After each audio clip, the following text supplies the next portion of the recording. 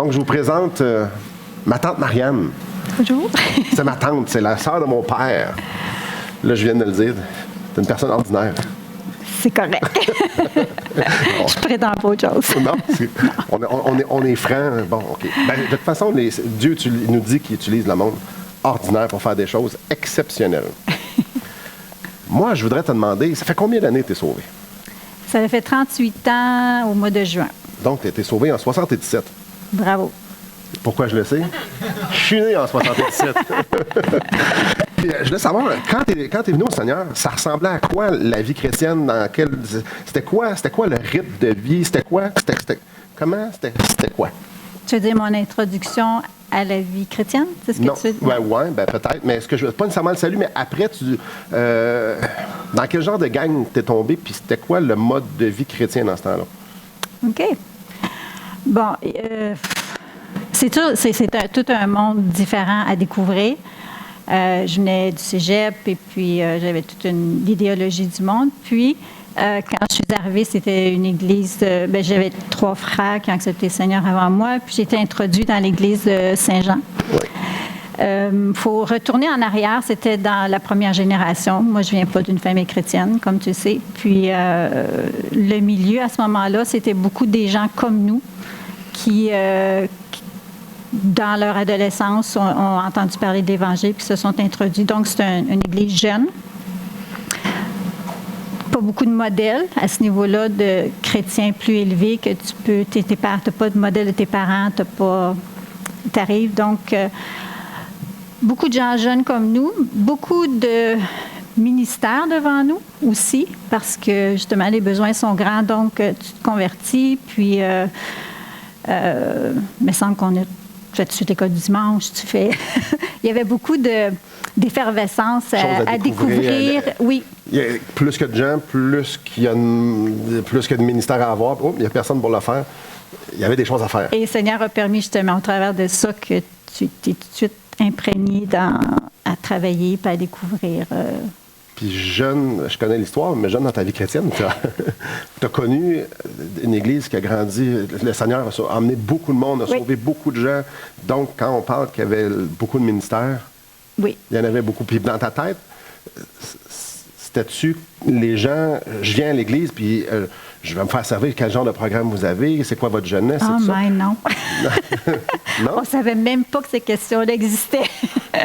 Parce que si on peut retourner en arrière, là, je ne sais pas, comme, mettons, nos enfants, ils naissent dans une famille chrétienne, ils ont connu ça, mais c'était tout un monde nouveau à découvrir. J'avais aucun repère.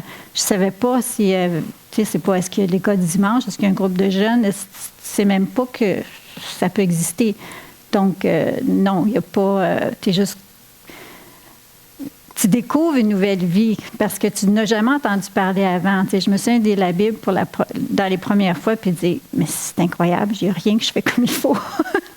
Parce que l'idéologie du monde, puis là, tu découvres que Dieu a tout un monde qui lui appartient, une façon de penser, ses lois, pas nécessairement les lois de Exode, mais les lois de Dieu qui sont... Alors, à ce niveau-là, c'était une découverte plus que des attentes. Parce que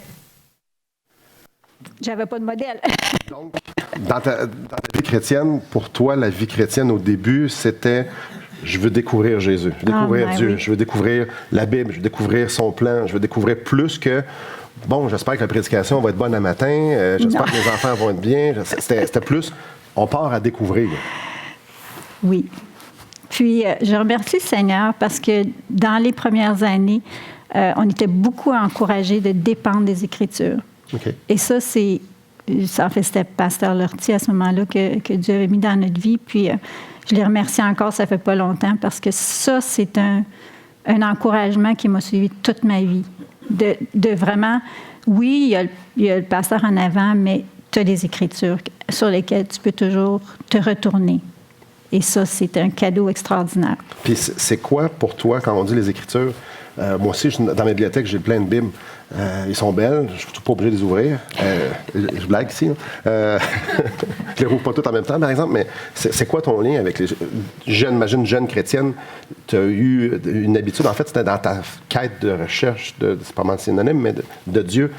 Tu as vite compris que la Bible te permettait de connaître Dieu. Puis c'est quoi ta relation depuis les 30 quelques dernières années, 38 dernières Avec années? les Écritures? Avec les Écritures, oui.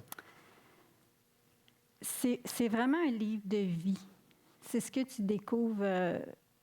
Dieu a vraiment des réponses à tout. Et c'est vraiment comme ça que tu apprends à connaître Dieu, et que ça devient une richesse.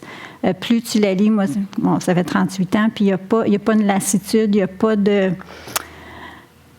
Je pense au verset qui dit « Ta parole est une lampe à mes pieds, une lumière sur mon sentier ». Puis elle a été suffisante dans beaucoup, beaucoup de situations où est-ce que c'est pas un livre, c'est un livre de vie. Oui, mais tu la connais. Pourquoi tu la lis encore? Des choses que je ne comprends pas encore. Donc, Dieu parle encore. 38 ans plus tard, ça doit faire quelques fois que tu la lis quand même. Ah oui. Puis ça te parle.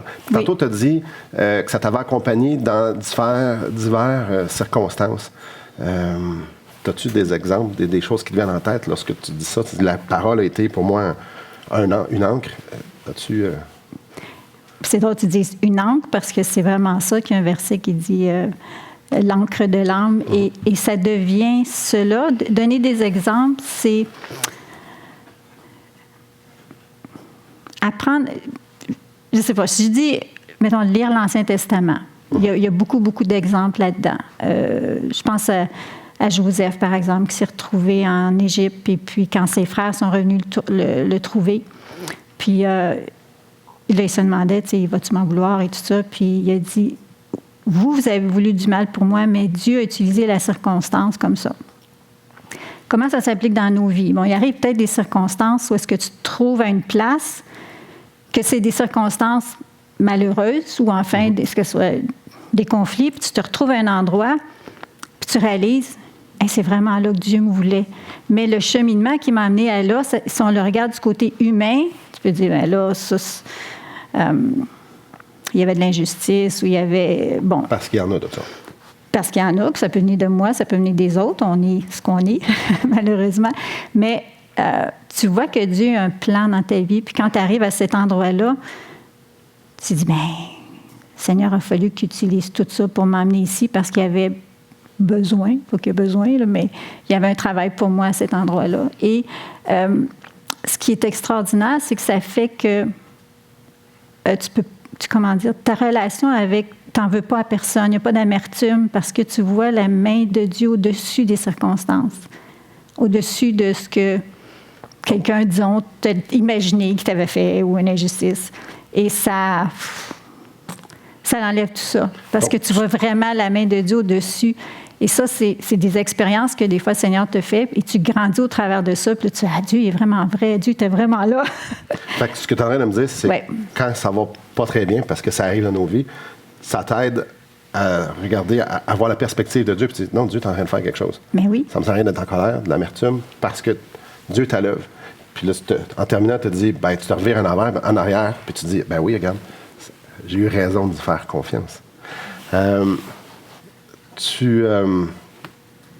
ta vie, moi, je te connais depuis 38 ans, et depuis 19 ans, je suis sauvé, puis je te regarde. Ça a l'air tellement facile. Moi, ma tante Marianne, c'est pas par hasard qu'elle est là. Ma tante Marianne, pour moi, est tout le temps là. Je vous la présente un peu parce que c'est pas tout le monde qui la connaissait. Là, je le sais qu'elle n'aimera pas ça que je vais faire là. Ma tante Marianne, son Vaucan, est là. Elle est là avec un sourire, puis elle est là, toujours au-devant en train de faire quelque chose. Si on va, il y a toujours du monde chez eux, il y a plusieurs des jeunes qui vont chez eux, il y a tout le temps là. Je connais des gens qui habitent dans sa ville, puis elle est toujours avec un petit cadeau, un petit je pensais à toi, un petit bricolage. Elle est toujours en train de penser à ça. Faire des semaines des semaines bibliques pour les jeunes. En français, c'est quoi? VBS? En français, Vacation Bible School. Club biblique pour enfants. Organiser tout ça pour plusieurs jeunes, faire des conférences pour les jeunes, pour les femmes, des cours pour les femmes, des ci, des ça. Bref, je regarde tout ça. Ma tante est toujours là. Elle a fait l'école à la maison avec ses enfants et tout ce que je me souviens, c'est qu'elle sourit. Avec ma famille, ses frères, ses sœurs, sa mère, toujours là. Donc, avec les sauvés et les non-sauvés, c'est la même. Toujours en train de servir, tout le temps avec un sauvé. Pour moi, ma tante Marianne n'a jamais eu de problème. Ça a toujours bien été. Toujours. Puis, une chose qui me fascine, c'est qu'elle a toujours un verset, un silence, avec un regard d'amour. Elle a tout le temps désarmant. C'est pour ça que tu étais si long. Bref. Puis moi, quand je suis jeune chrétien, je fais « Aïe, aïe, elle est hot. Elle est quelque chose. » Et on parle depuis tantôt que ta relation avec le Seigneur, avec la parole, avec ci, avec ça, c'est-tu vrai que c'est si facile que ça? Oui et non. OK. Dans le sens que tu acceptes le Seigneur, Dieu ne promet pas qu'il n'y aura pas d'épreuve, mais il promet qu'il va être avec nous dans l'épreuve. Et ça, c'est déjà beaucoup. On n'a pas été épargnés comme famille. On a eu nos peines et en tout cas, tu connais les circonstances. Il y a eu des circonstances vraiment difficiles aussi. Mais je pense que c'est quand tu mets les choses en perspective et que Dieu, il est Dieu. Tu sais, il y a comme des certitudes dans ta vie. Dieu est Dieu et Dieu est bon. Alors, il y a des versets aussi, tu sais, on sait que Dieu ne va pas permettre qu'on soit tenté au-delà de nos forces. Alors, quand arrivent l'épreuve ou d'autres versets où tu dis Dieu va, comment dire, les épreuves vont m'aider à connaître, à révéler mon cœur, comme Dieu l'a fait avec Israël, comme je t'avais partagé que ça si tu penses comme il faut à propos de Dieu, tes épreuves vont rentrer en perspective que c'est pas la fin de toute chose, c'est quelque chose que Dieu va utiliser. Quand tu sais aussi que tu es pécheur et que Dieu a un travail à faire dans ta vie, des fois, les épreuves, tu les as méritées. Parce que... Et des fois, c'est quelque chose que Dieu permet pour d'autres ou pour ta croissance. Alors, ça les met en perspective où est-ce que c'est pas tourné vers toi. Tu as d'autres outils aussi, tu peux passer... C'est pas dire que tu pleures, beaucoup de larmes, mais tes larmes, qu'est-ce que tu fais avec? Et tu les donnes au Seigneur. Tu les donnes au Seigneur. Fait que là... Ça veut dire quoi, donner ses larmes au Seigneur? Ça veut dire que tu sais que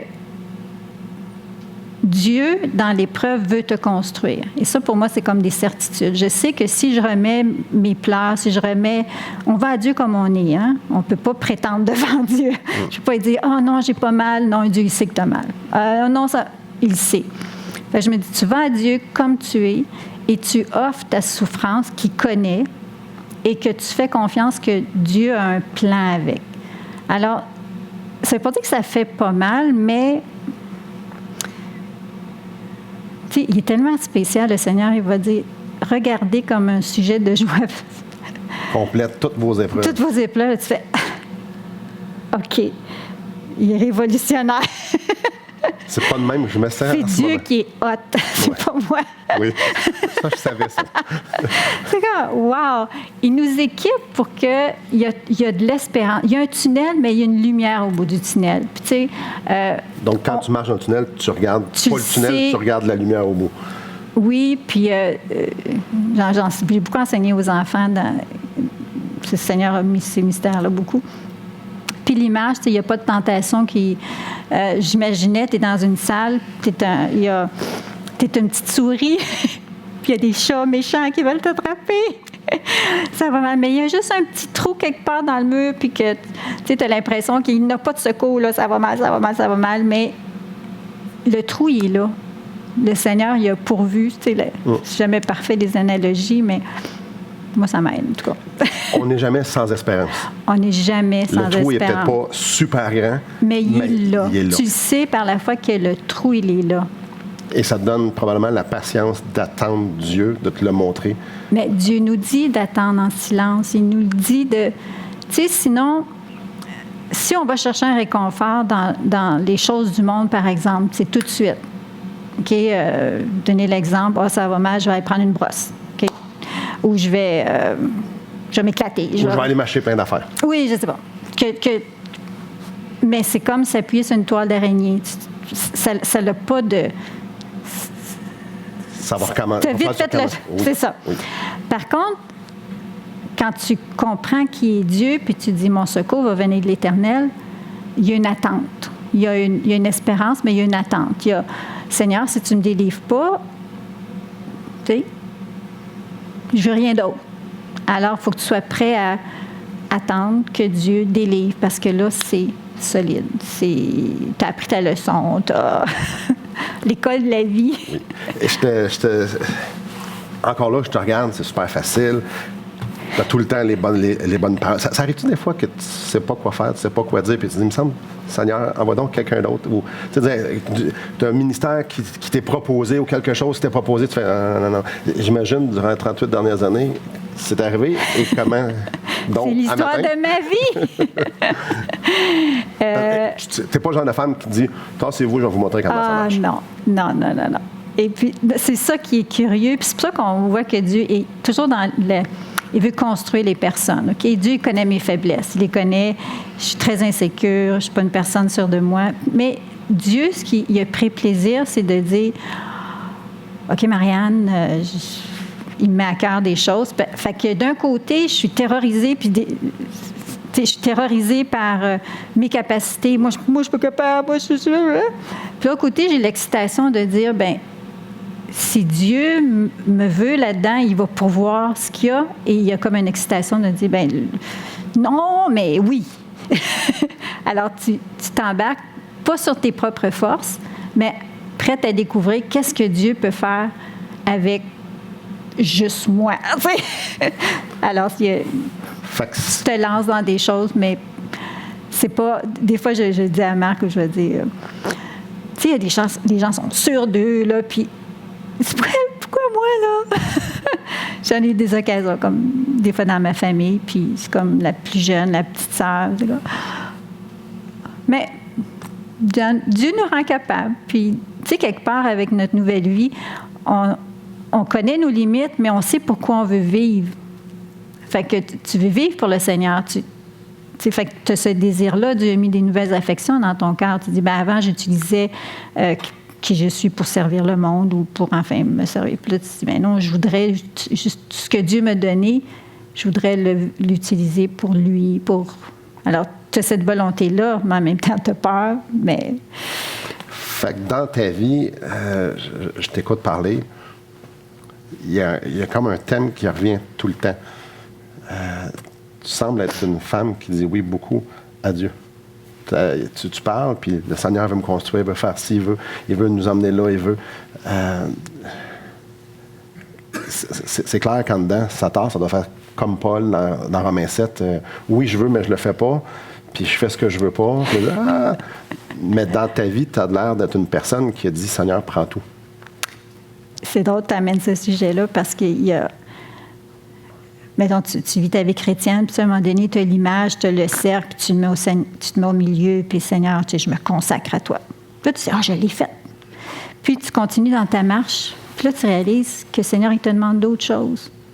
Oui, mais je pensais que tu avais tout donné, puis là, tu as des luttes intérieures de est-ce que je vais continuer à suivre le Seigneur sans ça, sans quelque chose qui te semble bien important, que ce soit souvent, pas souvent, mais en tout cas, mon expérience, des fois, Dieu va toucher à des choses qui, humainement, sont super importantes pour toi, que ce soit ta famille ou quelqu'un, ce serait autre chose, là. Et Dieu va... Il va arriver des circonstances où tu dis, ben, ça aussi.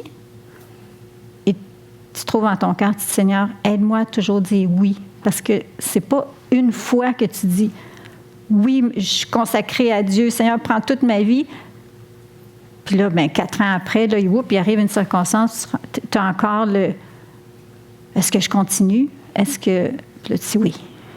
Tu sais, c'est continuel. Tu veux dire oui. Pourquoi?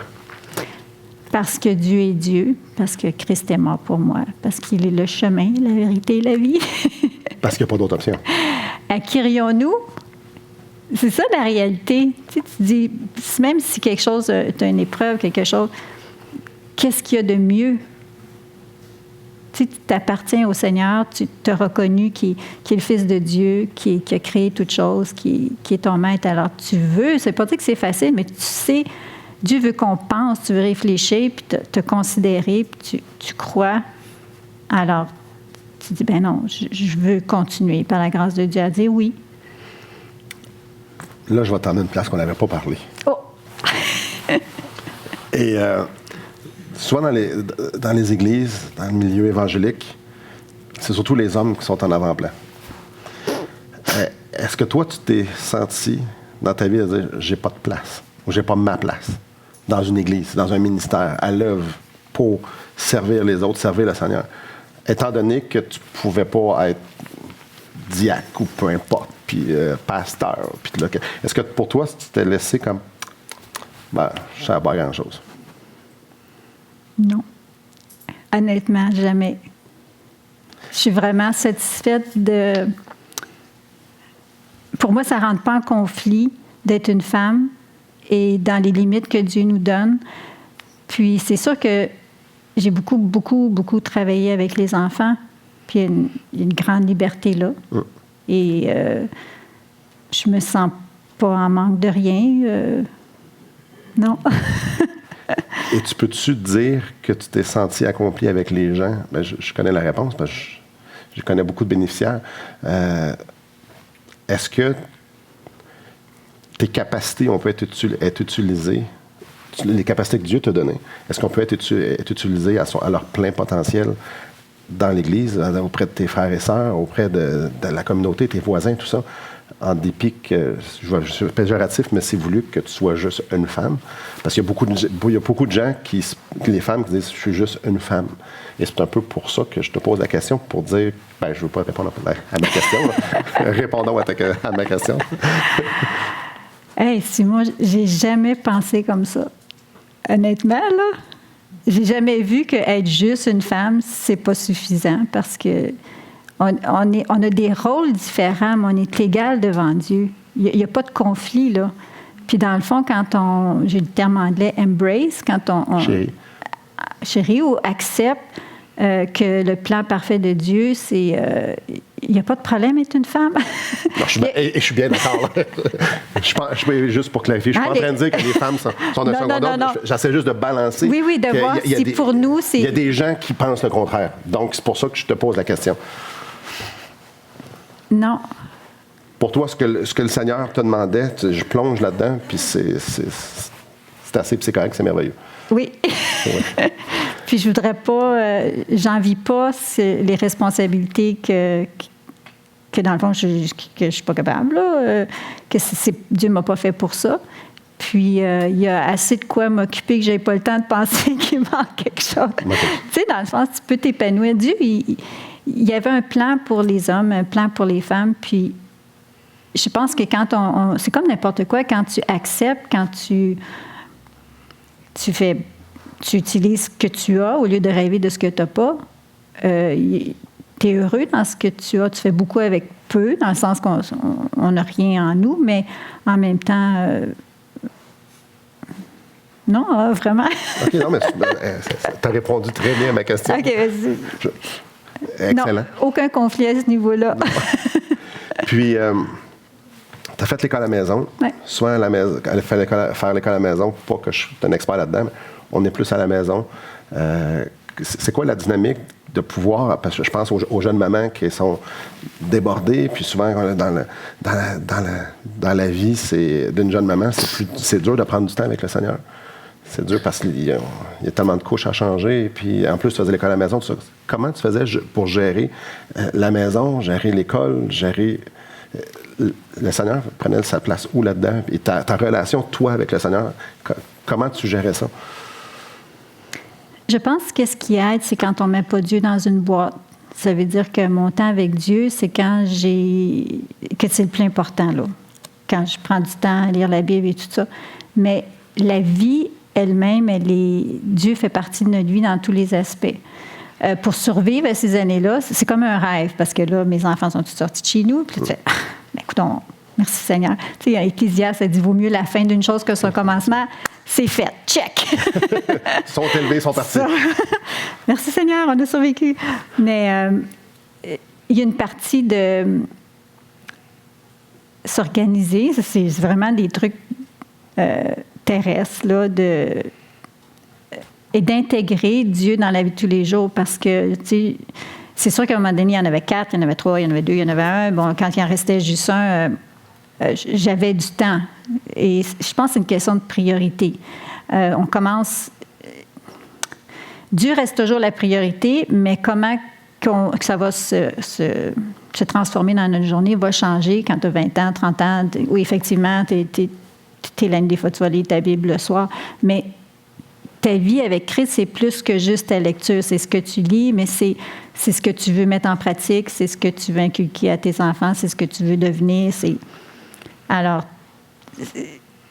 moi, je recommencerais à ce niveau-là. Oui, c'est comme un travail. Moi, je me dis, la femme qui part chez elle, qui s'en va travailler, bien, moi, mon travail, c'était chez nous. Et, mais je veux juste, je te coupe, j'en reviens en arrière. OK. Tu as dit, Christ, c'est tout ce que tu veux devenir, c'est tout ce qui veut dire, si je comprends bien, si je traduis, c'est que dans ta journée, c'est à ça que tu pensais. Bien, c'est ça ton but. C'est ça ton... Je veux dire, tu le but juste dans le matin ou quand tu vis, là, ton but, c'était que Christ soit glorifié, que tes enfants puissent l'entendre, le voir, tout ça. Donc, ton but, c'était plus que de lire, tu l'as dit, plus que lire la Bible.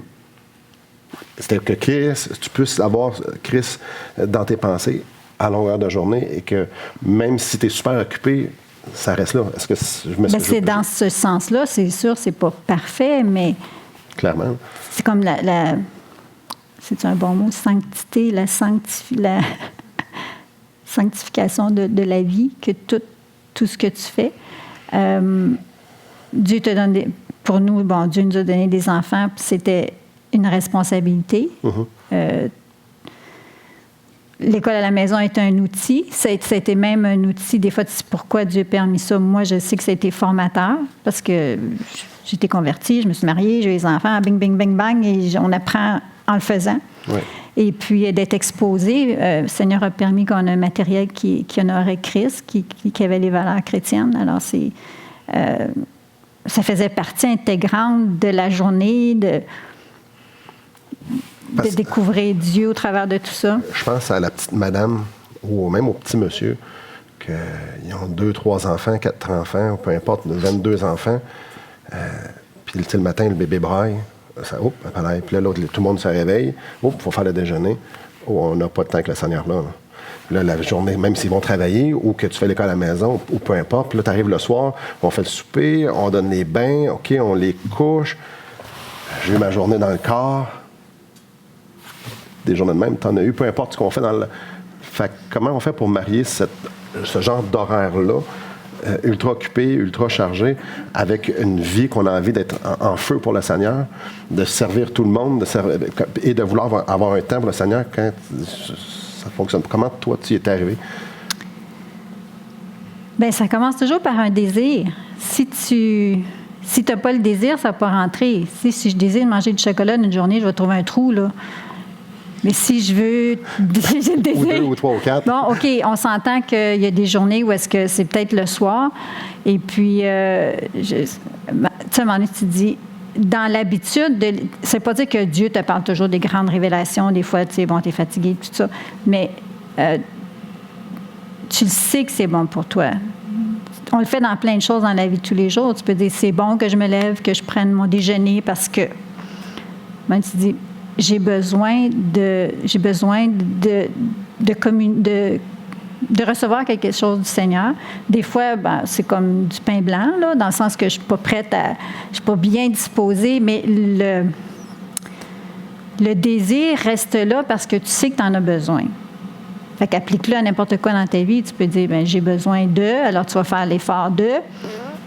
Mais quand tu réalises que Dieu veut t'enseigner, et ça, c'est ça qui est fantastique, parce que tu réalises que Dieu veut qu'on sache les choses, veut qu'on connaisse. Tu regardes, j'aime beaucoup les proverbes. Des fois, tu n'as pas besoin de les 15 chapitres. Il y a des principes que, écoute, ça prend toute une vie juste pour effriter la sagesse qu'il y a là-dedans. Là. Fait que c'est pas la quantité comme la présence de vouloir connaître qu'est-ce que Dieu en réserve. Fait que des fois, tu sais, aujourd'hui que les enfants sont dans la maison, j'ai beaucoup plus de temps. Alors, merci Seigneur, je le prends. Mais effectivement, quand la journée est pleine, des fois, la qualité n'était pas là, mais le désir est là. Puis le petit peu que tu as, tu l'attrapes.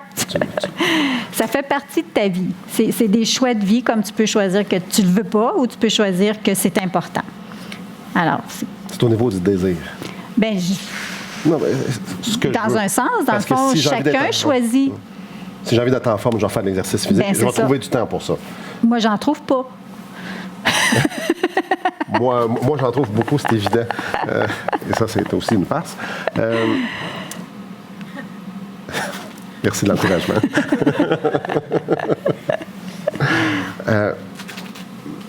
Marianne, comment tu vois vieillir avec le Seigneur? Il y a plusieurs gens qui ont peur de vieillir, de la mort, tout ça. Ben là, t'es pas... je ne suis pas en train de dire que t'es vieille, là. Mais je suis plus vieille que toi. De quelques années. Mais comment tu vois vieillir? Est-ce que c'est dur? Est-ce que c'est... Non. Et encore là, tu penses à vieillir, puis on le considère, parce que toute notre vie, Dieu on voit la vie qui se passe, on rencontre des gens. Comme là, je visite une dame qui ne peut plus parler, bon. Et il y a une réalité. On sait qu'on s'en va vers de pertes physiques, de pertes... Mais il y a même des beaux versets dans la Bible, des prières que Dieu nous donne. C'est « Abandonne-moi pas dans ma blanche vieillesse ». Et avec le Seigneur, il n'y a pas, bon, bien, je suis avec toi entre 20 et 30 ans, puis là, je vais te l'être un petit peu moins.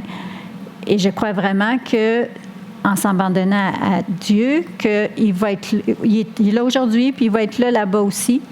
Et puis, coudonc, si les forces diminuent, Dieu va demander, avec les capacités que j'ai, parce que Dieu me connaît, donc on continue. Tu ne penses pas à retraite, là? Non. Puis en fait, c'est... Non. Non. Je voudrais que Dieu continue de penser à moi quand tu as besoin de quelque chose. Dieu n'a pas besoin. Mais tu comprends ce que je veux dire? Oui. Que... Tu es là, tu dis, si tu as besoin, si tu veux... Bien, il connaît nos capacités aussi, ou enfin, il connaît ceux qu'on n'a pas, mais qui va le faire au travers quand même, là. Mais non, j'appréhende pas de vieillir. Peut-être c'est quelqu'un qui est plus avancé. Je sais que ma belle-mère dit « Vieillis pas, Marianne, c'est pas drôle. » Mais il n'y a pas beaucoup d'options. Soit que tu meurs ou que tu vieillisses. Il n'y a pas un plan B. Bon, ben, j'aime la vie. Bon, la mort, c'est quelque chose, c'est quelque chose qui va arriver. Mais même le chrétien a une espérance dans sa mort. Alors, on continue. Puis, tu sais, c'est sûr, si on pense toujours horizontalement, tu ne veux pas vieillir, tu ne veux pas être malade, tu sais, je pourrais dire, je ne désire pas ces choses-là, mais tu sais que Dieu a été là dans les vallées, puis il sera encore là. Et je pense que Spurgeon, il y a plusieurs années, il parle de la mort avec, c'est dans les Morning by Morning, puis c'est tellement beau dans le sens que c'est, ben même Étienne, il s'est endormi. Il y a, alors, tu avances dans la vie, puis qu'est-ce qui est important, c'est aujourd'hui. Et je ne veux pas gaspiller mon présent en me disant oh, quand je vais mourir, quand je vais être vieille, quand... Aujourd'hui.